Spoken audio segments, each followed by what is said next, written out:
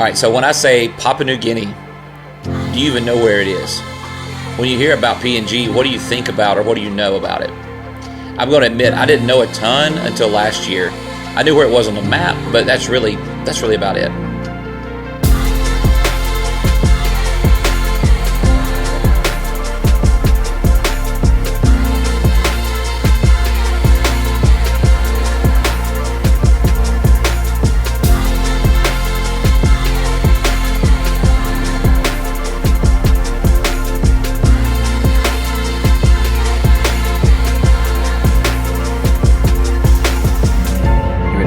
Yeah, I'm ready for him to meet our cousins. I'm so ready to fly.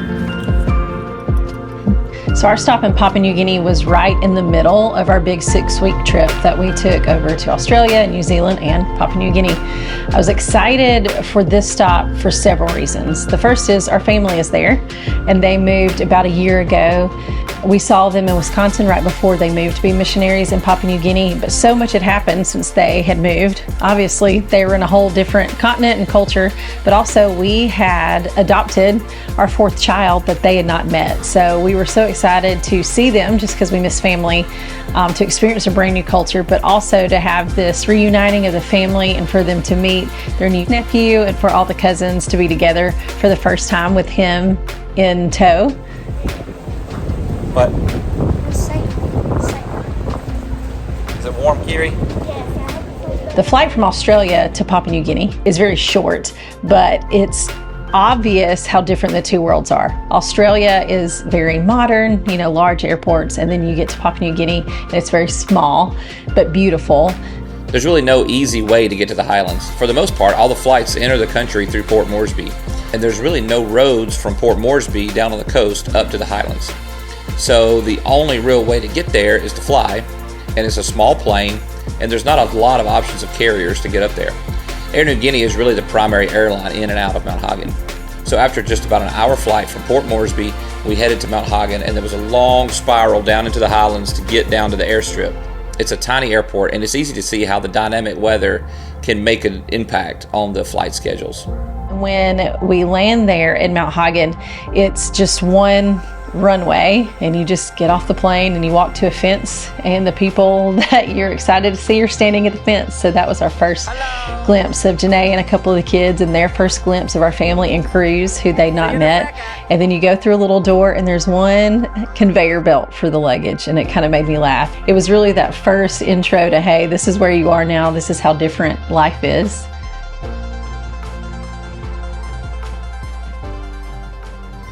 All right, we got 2 bags of groceries, some cheese, Kiri's here, Cruz down there, Javi, hello, there's Gray, there's Walter, there's Phoenix, right back here in the corner, Megan and Genae are up front, and Don's driving.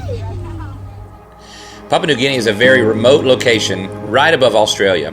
Its landscape is so extreme and harsh that it's one of the last places on Earth to be explored by the modern world. It wasn't until the 1920s that some of the land in the highlands was even seen by the outsider or the Western explorers. Even today, there's so many things that tie the people and the culture to their past. So in the spring of 2023, my sister's family answered the call to take the gospel to the nations. They took their 6 kids, all under 10 at the time, to a remote place in the highlands of Papua New Guinea for Jake, my brother-in-law, to serve as a doctor with Samaritans Purse at the Kujip Nazarene Hospital. They knew for years that God was calling them to the mission field, but they didn't really know how or when. They jumped on this opportunity, and it's become a people and a place that they've grown to love, even though it's a really kind of tough place with the absence of many Western conveniences.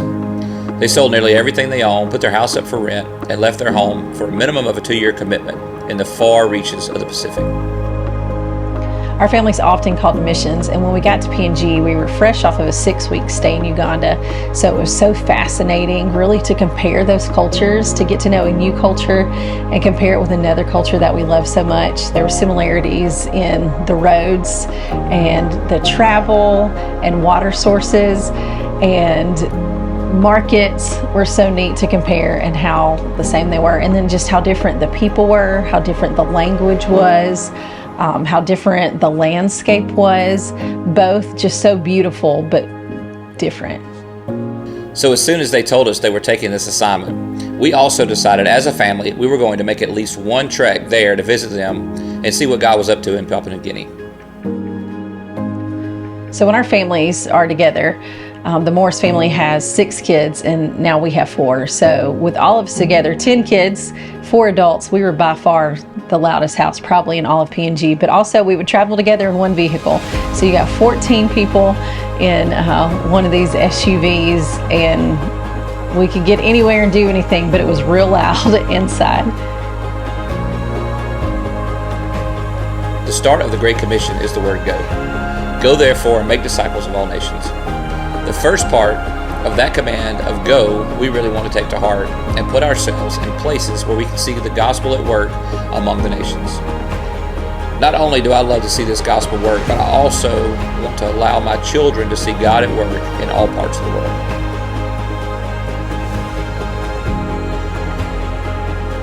We were able to go to church with them one Sunday, and it was an interesting service. I went in prepared not to understand anything at all, and most I did not. But they did do a song or two in English, and they would throw in some English phrases for those of us that didn't speak Tok Pidgin to feel included and welcomed.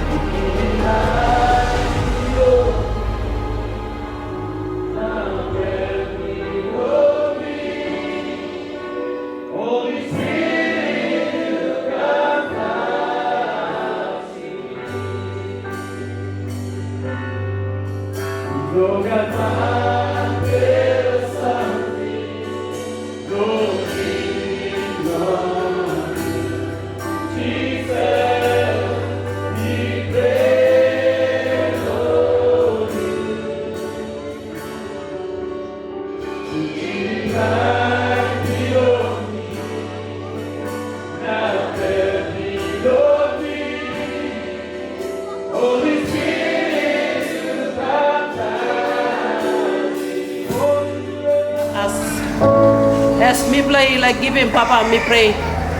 Larim this la amamas blow giving can overflow in chat lo to play offering play. Me lift him up him name play you to thank you. Me play one bell. Make him this la better in chat long only name play you Jesus.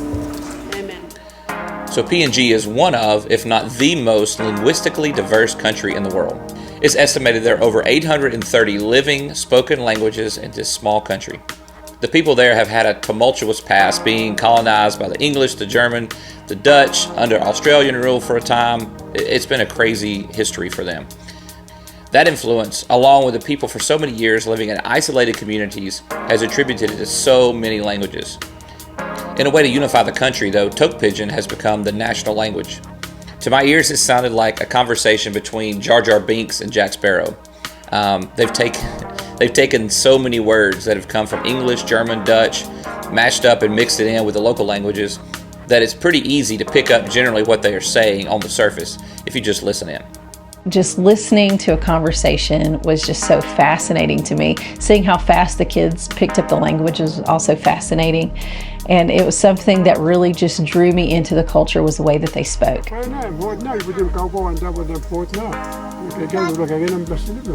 it's not. you got 2 blouse. He said that we We have them It'll all the come time out together. Mommy, I want to see Just grab a bite. Hang on. I think he gave us all he got. Okay. If you don't want it, I'll eat it. Yeah. I'll eat it too. It's good. Okay, we were there mid-March, and it literally rained every single day. The 10 days we were there was just rain almost 24/7. So the kids explored in the rain and played in the rain, and we hiked in the rain, and the mud was just relentless. So there were a lot of plans that we had made that had to be altered because so much rain was falling in the time that we were there. That is gross. I bet we're not be able to cross. Usually it is literally this deep, even after rains. So it just flooded. It's always interesting traveling with our kids and watching their personalities. So Kiri will talk to anybody, you know, she's Miss Welcome. And so I think it's a little easier for her to just, you know, pick up and start a friendship. But for the boys, they're a little more reserved. But I've realized they actually do better when we back away. And I looked out the window at the house one day while we were in P&G. It is pouring down rain. Greg hasn't come in, and he's playing basketball with some of the local kids. And they stayed out there for hours, soaking wet, playing basketball. And to look out the window and see him playing with kids that he didn't know, kids that he'd probably never see again, and to find a way to bridge that gap through play was really special.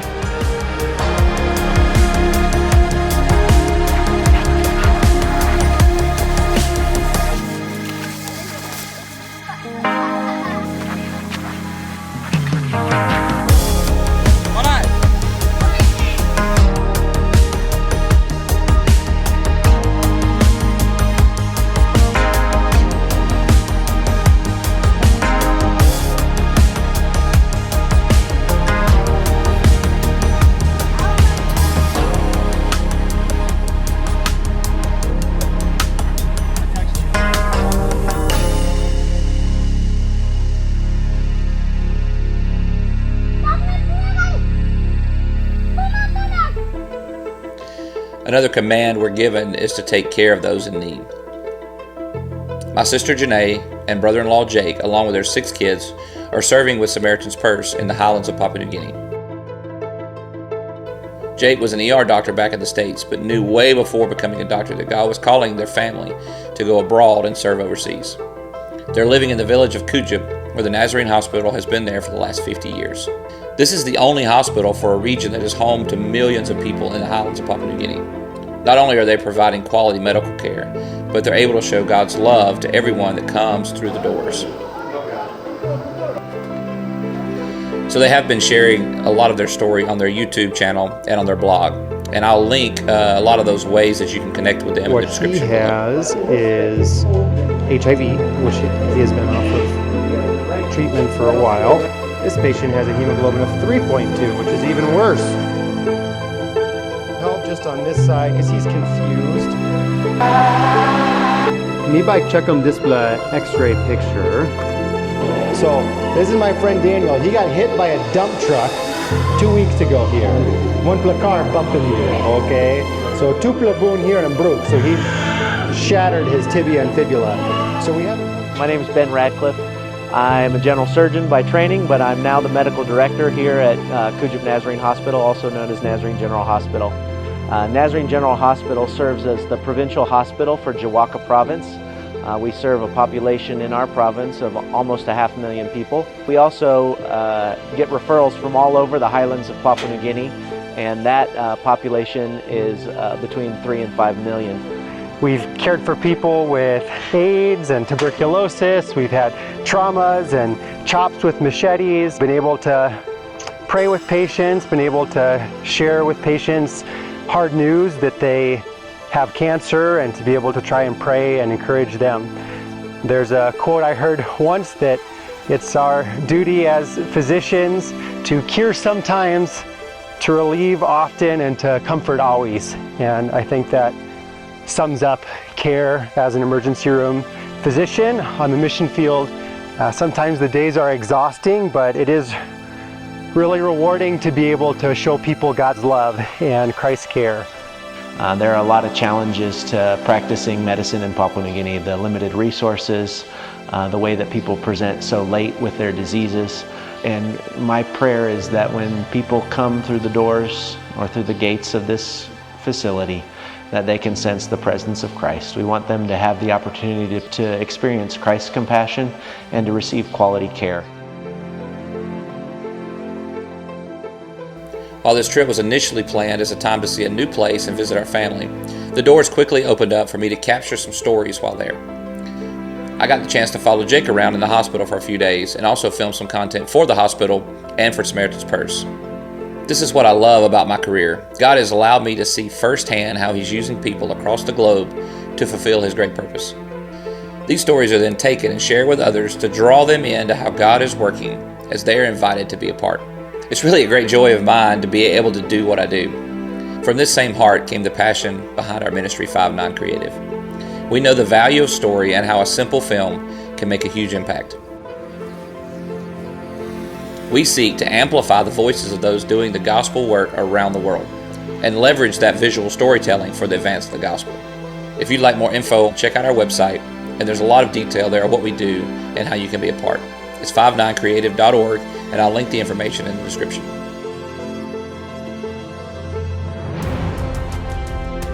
I just love to see what the Lord's doing around the world, and to stand in a hospital and see that God's allowed there was incredible. We love using our experiences to inspire others to go, whether that's a few hours away or around the world. Our family is going to continue exploring, and we're going to be documenting this crazy journey. I would love it if you would like this video, subscribe to my channel, and share this video or any of the other videos that we've made. And please let me know down in the comments what inspires you to travel. God is at work and wants you to be a part of that. First in following Him with your life, but then also taking that to a lost world in desperate need of a Savior. What do you have that you can give to Jesus? That He can multiply, that He can strengthen, that He can use to show His compassion to others and meet the needs that they have.